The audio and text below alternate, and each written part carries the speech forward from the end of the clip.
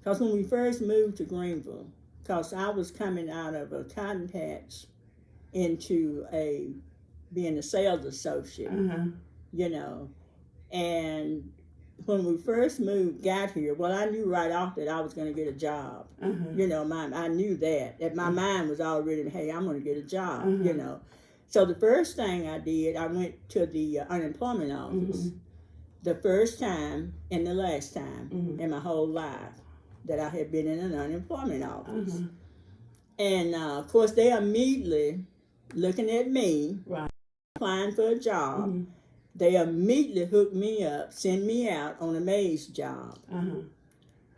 And I'm not thinking maid service. I'm thinking something.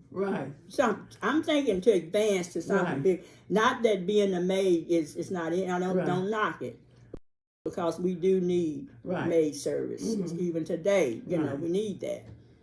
So immediately it was kind of funny. You know, they didn't say what your experience, what are you looking for, what are you qualified to do. Well, I was well qualified to chop cotton, really. Anyway, they immediately sent me out to Al Lowenstein's house, you know. And of course, they live in this big house up on Stonewall Street. And I'm thinking, what's up with this? You know. So I thought, okay. So when I went out there, and of course, Mrs. Lowenstein, you know, here she was, all this red hair just flooding around. And their maid that they had for all of those years, they had maid for 18 years. Wow, okay. Her name was Tangi. And she had passed away. So they were looking to replace her. So I thought, okay, I can do this, but that's not what I'm looking to do. So I went in and introduced myself to her, introduced myself to Mr. Lowenstein, this big old tall Jew. He was a Jew, you know, big old tall guy. And I'm thinking, wow. In this big old house, and she was showing me all these big old rooms, this china cabinet just full of silver, just from the top to the bottom. Silver teapot, silver waiters. I'm thinking, I ain't fixing to do all. I'm thinking, I ain't fixing to do none of this. You know, this take me to the guest bedroom, this big old, and the guest bathroom, and then their bedroom. I'm thinking, oh Lord, what am I getting into? So I thought, she said, oh, we really need, and yada yada yada, and oh, you look so presentable, and so dap dap dap. I said, oh, okay, I'll try this. Okay, so they said, come to work, be at work in the morning at 9 o'clock in a white uniform. I'm like, in a white uniform? I said, I don't even have a white uniform. I don't even have I got a white suit and a white dress, because, you know, first Sunday we wear it for church, you know. Now you need a white uniform. Oh, I thought, I guess I could maybe squeeze out enough money and go buy one, you know. So I get up, get a bath, get the kids off to school, and I go driving up there on that Monday morning, go to work, and she showed me all this stuff she want me to do. There's Mr. Lowenstein, you know, he wore white shirts with cuffs, links, and she's showing me this white shirt. I'm like, okay, I'm not gonna iron that. You need to send that to the laundry. I mean, that shirt, iron that big old white shirt, you know. And she's showing me the washing machine, the dryer, and I'm like, I don't do all that. So after about I never did see him. I didn't see him because he would always be gone when I went to work, so I didn't see him. Except on Tuesday morning, one Tuesday morning, he was there. Because on Monday night, they had a big poker game in the den. And all the rich folks, the lawyers and the judges, and they'd all come in on Monday night and have a big poker game. And then Tuesday when I'd go to work, oh man, it would take me all morning just getting the den cleaned up from where they done had a poker game that night. So, but that Tuesday morning when I got there, he was there. He was still at home. And I'm thinking, I was in the den just a cleaning, and he come in there. He said, "Good morning, Mollie." I said, "Well, hello." I said, "How are you?" He said, "I'm good this morning." I said, "Well, it looked like y'all had fun last night." He said, "We did. We had a pretty good game." He said, "Oh, Walt lost again." I said, "Well, did he?" He said, "Yes, he did." And he said, "Mollie, let me ask you something." He said, I need some help at my store." I said, "You need some help at your store?" He said, "Yes, I need some help at my store." I said, "Your store? So what store do you have?" He said, "Oh, I have a jewelry store." I said, "Oh, really?" And I said, "Look, now let me just be up front with you. I ain't fixing to clean no jewelry store." Okay. Because I'm picturing this great big old, store with stuff everywhere and bathrooms and cleaning and fetching and I said, "Oh no, I'm not." He said, "Oh, no." He said, "I'm not talking about that." He said, "In the morning, instead of you coming to the house," he said, "when you get up, you get dressed." He said, "Don't wear that. Don't wear that white dress. Don't wear that white uniform." I said, "Oh, okay." He said, he said, "Jean gonna really be mad because she ain't gonna hear nobody clean her house in the morning, He said, "But you get up, you get dressed, you come to my store." And I said, "Well, where is your store?" He says, "Downtown, 2711 Lee Street." He said, "You just park out front and just come in and tell them you want to see me and come to the office." I said, "Oh, okay, that sounds good." And I said, "What time you want me to be there?" He said, "Well, why don't you get there about 8:45?" I said, "Okay." I'm thinking, oh man, now what have I got into? So I get up that Monday morning. I put on my best looking outfit, my hose, my heels. I really got spruced up. So I get out, go down there, park in front of the store, get out and walk in. Of course, it was Jimmy Allen, Dorothy Addison, Mary Jones, Terry Albrecht, Sam Sessner. These were all the employees that was already there. And I walk in the front. They all just like, why in the world is she coming in here? She must be lost. And I'm looking and I'm seeing these wall cases all around. All this silver and all this merch. I'm thinking, oh God, now I'm sure enough ain't fixing to clean none of this stuff, So I said, "Hello," and they said, "Hello, how can we help you?" I said, "Well, I need to see Mr. Lowenstein." And Dorothy Addison, she had been there. We turned out to be real good, all of us. We were just turned out to be like family. She said, I said, "I need to see Mr. Lowenstein."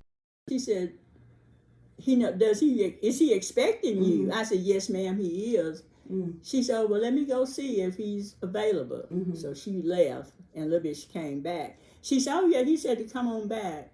So I just went on back, and he was sitting back there at this big old desk, all dressed up in his white shirt with these diamond cuff links on, and I'm just, He said, "Okay." He said, "What you think about the store?" I said, "Oh, it sure is big." He said, "Yeah, it's pretty big." He said, "How would you like to come work for me? Be one of my sales clerks?" I said, "What?" I said, "Oh, I would just love that." He said, "Do you think you can handle it?" I said, "Yes, sir." I said, "Yes, sir, I think I can." He said, "Okay, let's go up front. I'll introduce you." So we walked up front, and he said, "Guys, and let me introduce you to our new employee, our new sales associate." He said, "This is Mollie." And he said, introduced me to Dorothy and all the rest of the game. And he said, "Dorothy will show you around, Mollie. You just kind of walk around with her, and she'll show you all the different sections, and all the merchandise. Look in all the drawers, go in the vault." And I'm thinking, go in the vault? Go in the vault and just show me all around the store. And that just took off. Wow. And about 40 years later, I was in. Wow. Just like that. Just Yeah. like that. Needless to say, Miss Lowenstein was real upset. And they never did get another maid. Never did. Wow. After that, that was it. So, and I was there from 1972 until probably, 2000? Wow. 2005 maybe, because he passed away. We moved from downtown on Lee Street up on Wesley Street, up across from, we're right next door to TCBY, which is not there anymore. I remember that. Moved right there. Okay. And Mr. Lowenstein died in 2005 or 2006 or something. And then a new manager took over. And then I retired part-time from Levy's. And I went from there to Hallmark. Okay. Okay. This is so exciting. Well, you mentioned it was some resistance in the beginning, but later on they accepted you. They did. Okay. Yes, they did. In the beginning, when I remember the first customer that I attempted to help, a noted person. She was a school teacher, one of the school teachers. She walked in. We were really, really busy. I mean, I'm talking super busy. Back in the day, it's when downtown Greenville was really booming. Back in the day, and she walked in the store, and all of us, everybody was busy except me, and I was, on the floor, of course. And when she walked in the front door, I said, "Hello, may I help you?" She said, "No." I said, "Okay. Excuse me." I said, "You don't have to get hostile. It's just excuse me." So I just went on, and another customer came in, and I helped them. They may or may not. They hesitated because when you can imagine back in 1972, just imagine you walking in a grocery, an upscale jewelry store. Not a Zelle or a Gordon. I'm talking about an upscale jewelry store. And you walk in that store and you see a black face, you automatically gonna look for a uniform. Yes. You're gonna look for a white uniform. Right. You white, you see a black lady on the floor, you're gonna look for a white uniform and one of those little maid for your little cap. Wow. I said, no. Can't help me. Get out of my space. I said, okay. So I just wanted around and up front because everybody was busy. I mean, really busy. So, and of course, my co-workers, they all saw this. Dorothy saw it, Jimmy Allen, Mary, Mr. Lowenstein, Terry. They all saw it. And other customers saw it, and they heard it because she was so loud. So as each one of them got through with their customer, instead of them going to her and saying, "Let me help you, ma'am," they ignored her and went to the next person and got them. And each one of them did that. And finally, she walked over to Mr. Lowenstein and said, Al, I need some help. And it's not anybody helping me. He said, Mollie asked you if she could help you. He said, we all heard him. She walked up to you and said, "Hello, may I help you?" And you said no. And he said, now Mollie can help you. She can help you as good as I can. Anything that you need help with, she can help you. So, and after that, of course, I was her most favorite person in the world. And then I would run from her. Because she would buy like a $3 gift. And we all gift wrapped. I would go back and gift wrap it for her to make it look like she just bought something that was $100 and she only paid $4. And she just loved that, But that was one thing other than customer service. That was the next thing that we were known for was our gift wrapping. And then the next thing that we were known for was our dressing, the way we dressed. Because we dressed every day. We wore stockings, we wore heels, and we wore suits or dress clothes. We didn't wear slacks. Back in the day, we did not wear slacks to work. We did not. So more like a dress suit. Like a dress suit or a skirt, a top, no slacks. We didn't start wearing slacks until, probably in the 80s. I didn't even have a pair. Wow. I had to go out and buy a pair of slacks when we started wearing them, because all I had was, and at Christmas time, during Thanksgiving on through Christmas, people would come in the store just to see us dressed. Oh, y'all dressed up, okay. And especially Christmas Eve, during the whole month of December, people would just come in just to see us dressed, and so it was definitely an experience that I dearly miss till this day. Okay. I dearly miss. And you were the only African American working there, I'm sure you were the first one. I was the first one and the only one until probably in the late 80s. One of my granddaughter, the granddaughter that I raised, Jasmine. You know, during the holiday, starting in November, the day after Thanksgiving, we hired part-time school kids to come in and work part-time. They would come in the day after Thanksgiving, and they would work until the end after Christmas, when they had to go back to school. Because the day after Christmas, we started taking inventory. So we would use those part-time students to help us with inventory and all of that stuff. So my granddaughter Jasmine, she was 6 when she turned 16. I got her. She worked with me. She came into Levy Jewelers and started working part-time and after school. And she was the black kid that we had coming in. And then late after that, one Christmas I got Shelby Gilscrap, which is Isla Gilscrap, one of her granddaughters. We got her to come in and work part-time. Okay. It was during this time that the streets in this side of town were bad. I mean, they was muddy. So there was a member of my church who one day it rained. I mean, it was so muddy that they couldn't get out of the drive. So I organized the community, and we met at Clark Street several times to get a plan of action to go down to the City Hall to see what we could do to get some paved streets. And so we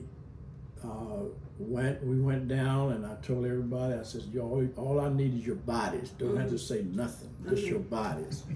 So I addressed the council, let them know what we wanted. So at that time, I think Merlin Gilstrap was on the board.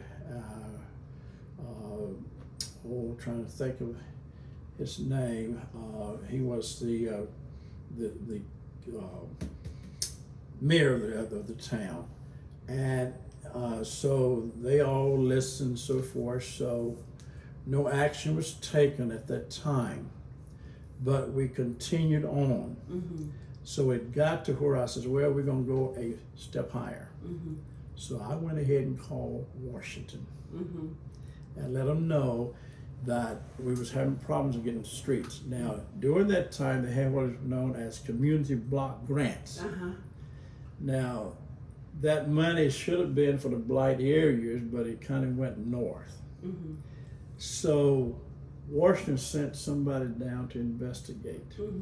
And because of that, the next week, bulldozers, everything was here on this side of town, and we got our streets.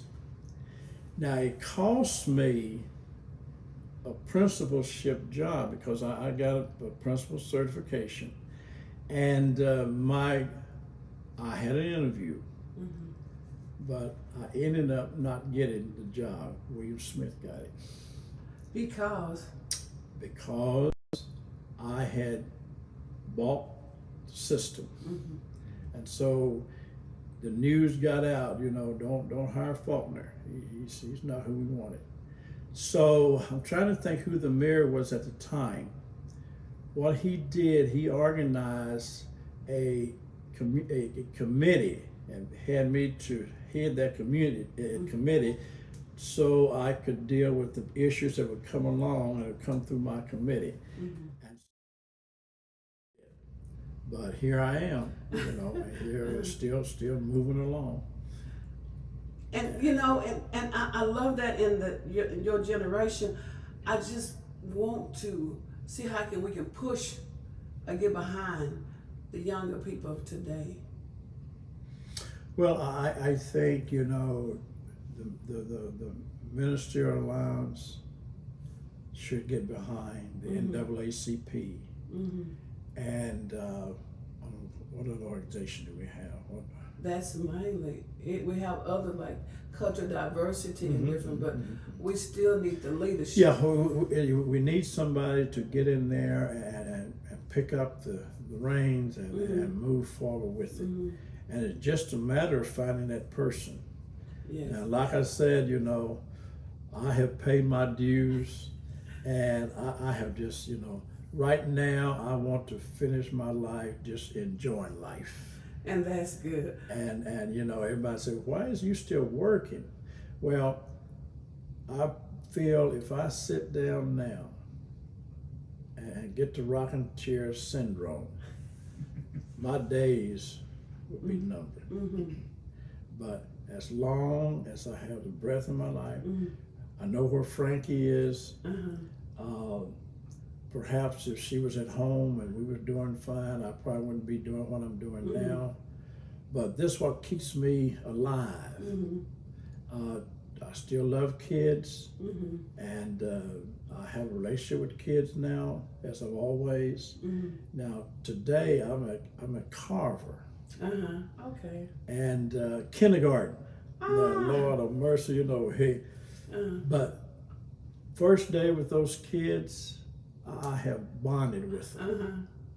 And I'll be out there 10 days. Wow, that's great. And so I said when I went to them, I said, oh no, not kidding, no.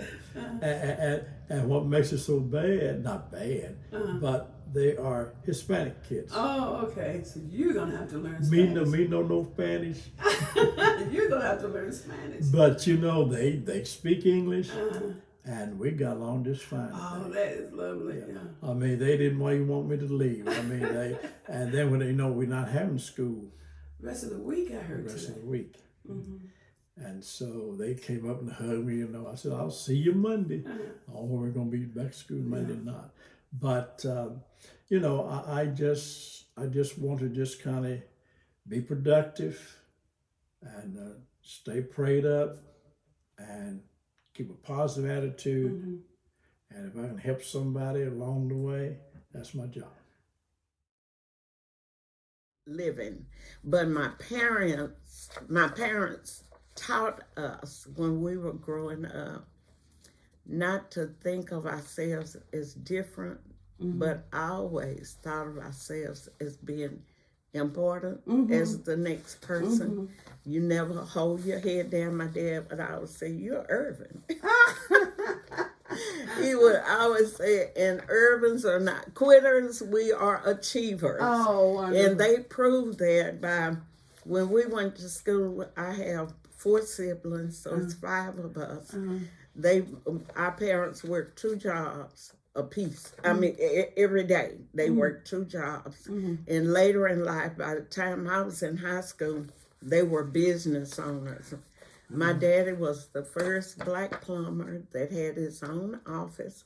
His office was down on Wesley Street by that track.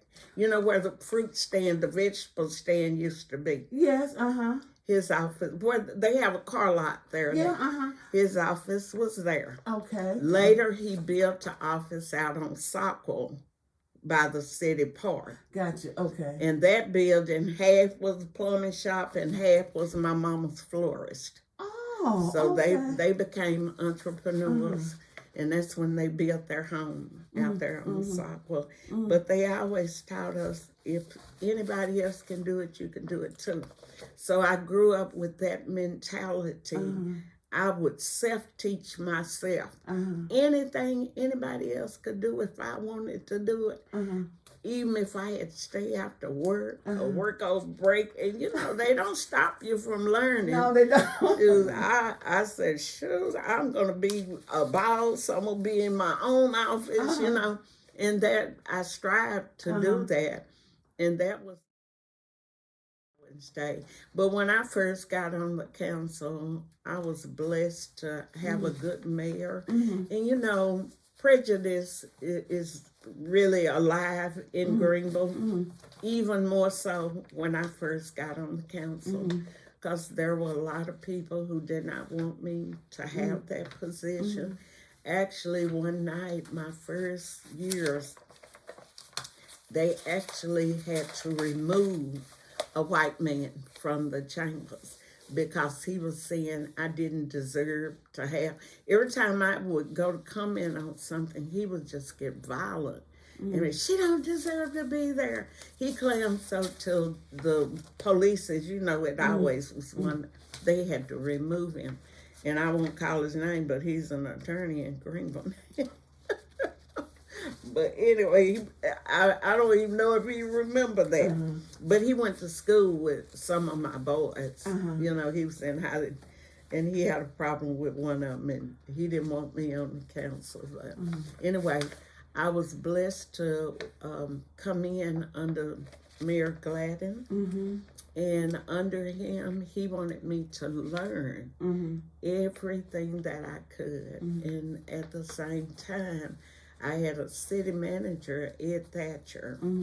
He made sure I knew about all the trainings. And when I would go to the conventions, you know, he was kind of hesitant to tell me. But one day he said, I hope you don't take this wrong. He said, but if you want to learn quickly what to do on the council, join the Black Caucus. And I said, okay. So that's what I did, was I joined the Black Caucus, and he was right.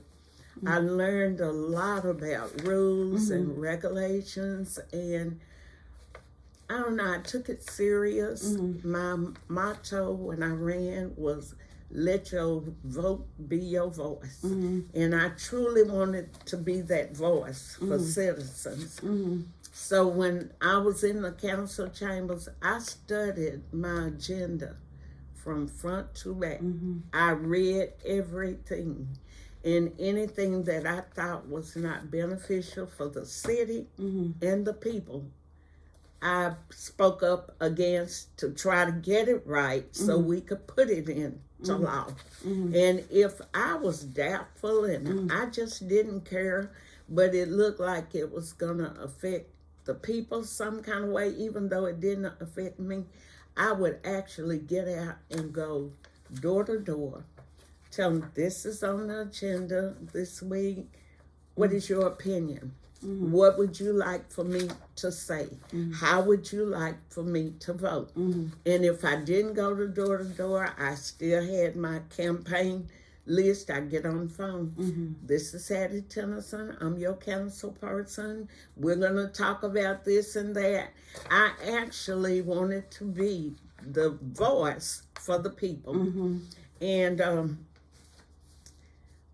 I guess I enjoyed being on the council because it was encouraging for me to know I was accepted on the council, you know, and my voice mattered.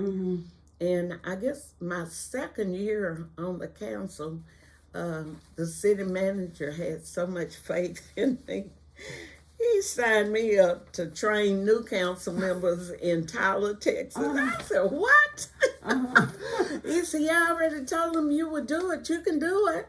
I said, I'm new myself. He said, but you know a lot. And I actually, for about 3 years, I would go, when they got new council members, I would go and train their council members. And I only used the book that Greenville had given me to, you know, learn how to be a council member. But I did that, but they also saw enough in me. To place me on the North Central Texas Council of Government. I was on that board for 2 years. and I was on the Attorney General's advisory board for a couple of years. And reaching out in those areas also helped me be a better local council person. So anyway, I had fun being on the council, and sometimes you don't always agree.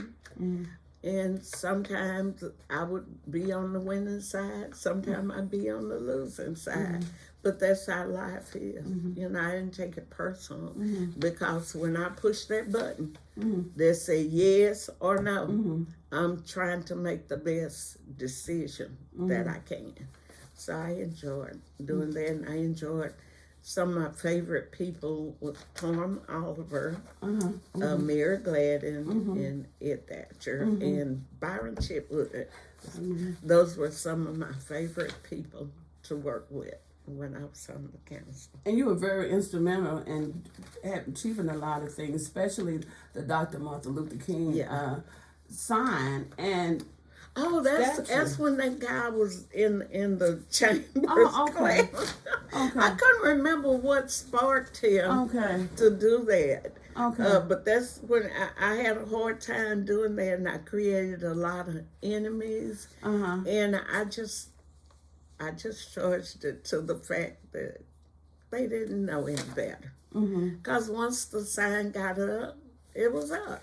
And it was honoring someone who had been so instrumental for the black people, integration. And I thought he deserved something in Greenville to, honor that achievement he had made. So.